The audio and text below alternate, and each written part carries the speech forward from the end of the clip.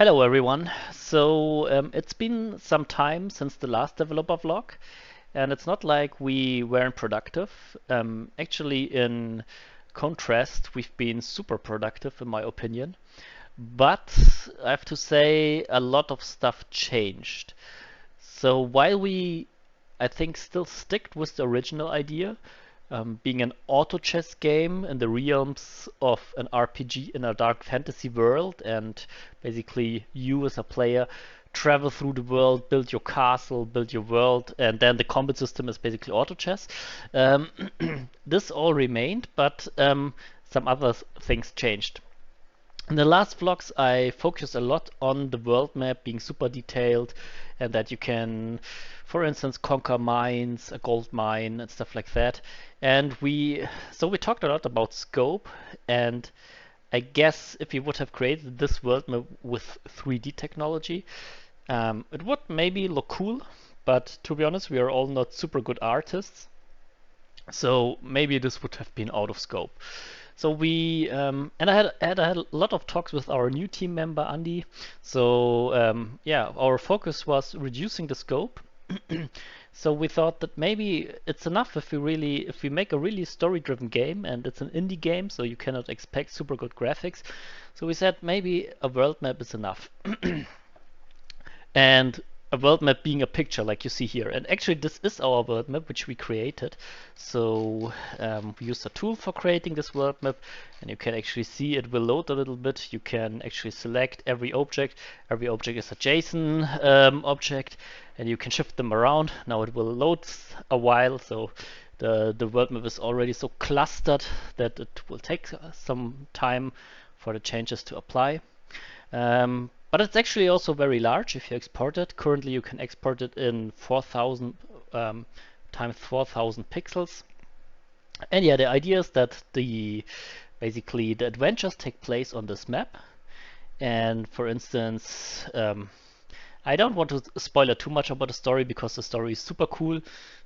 But what you see right here is a little castle, or at the moment it's just a little house, and over the time it will grow. You will get more and more followers, and basically based on the world map you will send out your fighting troops, and they will do missions. And the missions themselves might be pacifistic missions, but might also be just fight missions or dungeons.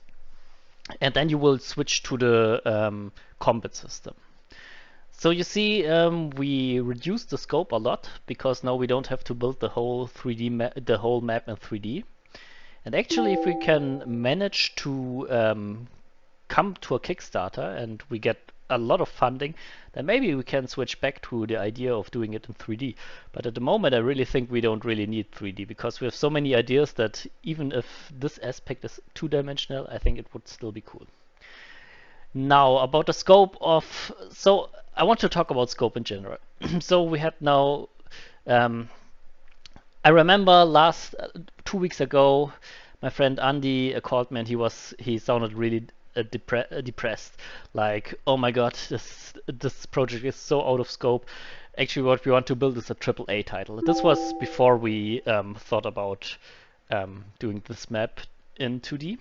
But the big problem was the fighting system, because we wanted to do the fighting system in 3D. So maybe you know League of Legends Auto Chess, so we would have to create all the units, each unit individual. So we are talking about like 60 different heroes, or probably approximately up to 100, a lot of enemies. And then if you want to animate every of these units, that's a hell lot of work. And we're currently 3 people. We do it in our part-time, so that's kind of a lot. So reducing the scope. So my idea was that we could try to do the combat system not in 3D, but in 2D. And so actually we are willing to spend some money so that we give an artist from DeviantArt, for instance, a couple of bucks so that he creates for us animated 2D graphics. But for testing the idea, I tried to create some characters myself, or actually one character. His name is Boris. So that if you want to know what he looks like, that's what he looks like. So this is Boris, and yeah, so my idea was to just create a simple character in terms of style, a little bit like Darkest Dungeon. And so basically he will get all the random animations, like for instance this animation right here. And yeah, I showed it to my friends, to Veggie, and he said, "Hey Daniel, why did you paint yourself?" Okay, I mean I can see the resemblance, or maybe not. And then I showed it to Andy, and even though first he complained about the scope, like 3D is impossible to do, he then said he really likes to do 3D. And so now our idea was that maybe the combat system is so far away, you're not very close in the details, that maybe you don't need the best graphics, especially since we're an indie project. So what we did was that we bought a low polygon set, and we think that you can actually edit the low polygon set fairly easily. And then what Andy as well did was he did really a lot. So he programmed the whole combat system. And actually what we came up with, or what Andy came up with, you can see right here. And I think it's really fantastic because it's basically the prototype for the whole combat system, how it should work in general. So here you can see it. So we switched away from the 2D idea, and so you can see we set up the two-dimensional models, and we also used the low polygon models which we bought, were really cheap. And now you see we also have some animations, and you see all the programming is done as well. So basically in theory everything looks really good, and really fascinated by the speed in which Andy created this. So he programmed all from scratch. So what are our next steps in terms of the combat system? So of course I told you we have to do a lot of custom animations, because what we want to add is that similar to auto chess, when characters attack or get attacked, they get mana, or we would call it rather limit or soul energy, and if it's filled then they do a special attack, and all these special attacks have to be animated. And we also want to have like cool textures indicating the special attack. So there is still a lot of work to do. But I mean, I think it looks already kind of cool. But if we want to go a little bit more high res, I think we have to work towards a Kickstarter.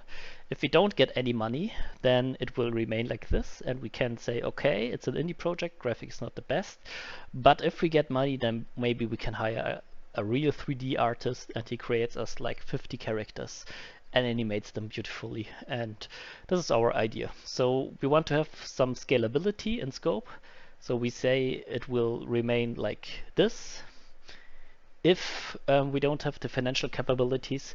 But if we get some funding out of the Kickstarter, which I think I already said it, try to get finished at the end of the year, then if we get some money, then we would put most of the money into creating better arts. Okay, and yeah, there's so much I could talk about. We also had some progress in terms of the story and in terms of the systems of gameplay aside from combat and aside from the world map. So we want to have dialogue systems.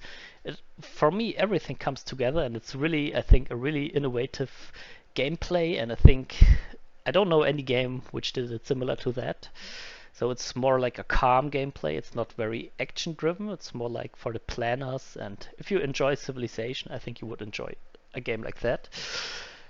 Yeah, but I really don't know a game which has similar ideas like we have at the moment.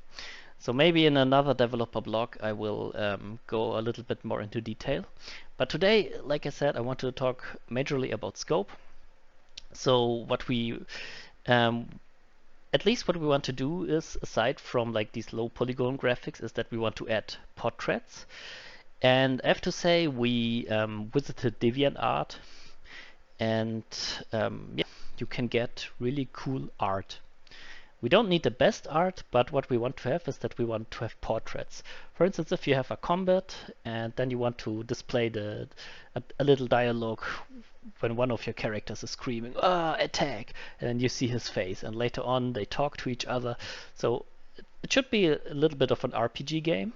So we want to have that the player can kind of not identify, but the player has an idea who the character is.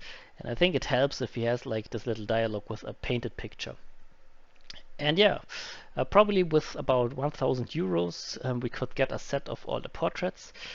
And yeah, this is currently our idea about the art. So that we not only take these low poly arts, but also give every character a little portrait. Yeah, but that's so we didn't spend any money yet because the story is not completed. So we will start this process when we have the storyline completely written down, and then we know which characters we actually need to paint, because like one part of the gameplay is that you collect all these characters throughout the world, and we don't want to have a break in the art style. So we want to have one artist who paints all the portraits in the best case. Okay, but it does not stop here. And of course, I love music. You see it in my background. I have a piano. I mean, I can play some classical music, but I'm not so good at bringing the music at the computer.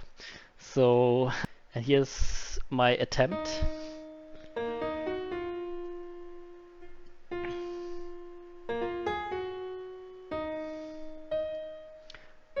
Okay.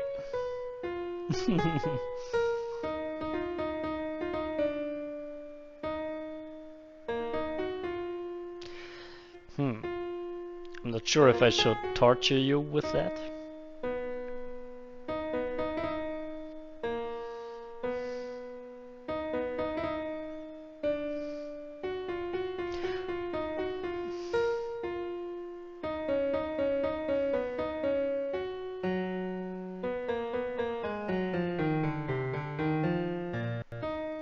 Okay, actually, this is the loop. And I mean, when I was finished with it, I was kind of proud. But to be honest, it's like with arts, there are people who do this kind of professionally or who have a real talent for that. And it is much better to just not do it ourselves and to maybe buy it. And so we did some research and we stumbled about the website. I think it's called, what it is called. Let's see. I think it's called Fiverr, and there you can buy music. And I searched I searched some artists, and I stumbled about this girl or woman. She's called Dallaire on Fiverr, and she also has a YouTube channel.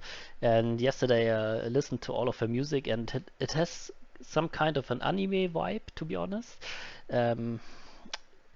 So we are a little bit in the dark fantasy genre, so I think it still fits, and I think it's really beautiful to listen to it. So let's see. Let's see.